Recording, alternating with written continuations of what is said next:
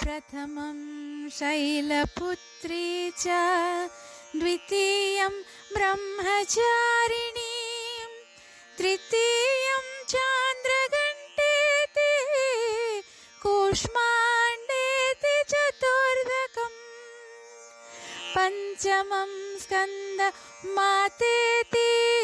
षष्ठं कात्यायनीति